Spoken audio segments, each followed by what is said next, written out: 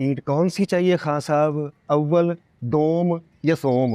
لو جی، اب یہ اینٹیں کیا سکول جاتی ہیں؟ خان صاحب یہ اول دوم سوم کیا ہوتا ہے؟ ہاں جی، رزلٹ کارڈ دیکھ کے لیتے ہیں جی.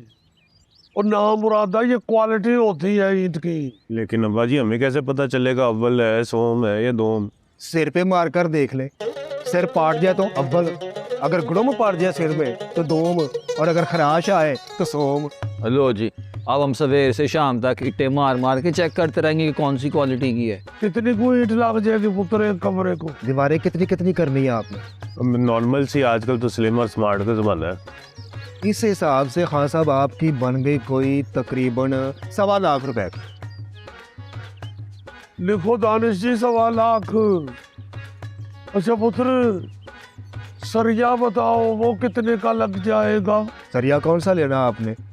گریڈ 40 کا یا گریڈ 60 کا؟ اور یہاں تو 17واں گریڈ مل جائے تو فراون ہو جاتے ہیں، تم 60ویں گریڈ پہ پہنچ گئے ہو. تیرے سری کا گریڈ سے کیا تعلق ہے؟ تیرے سری نے کیا سی ایس ایس کیا ہوا ہے؟ وہ ایک ہی بات ہے جی، دونوں طرف ہی سریا ہے.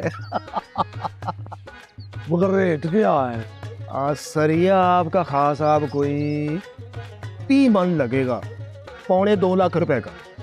کافی بند کر دیو بیٹے.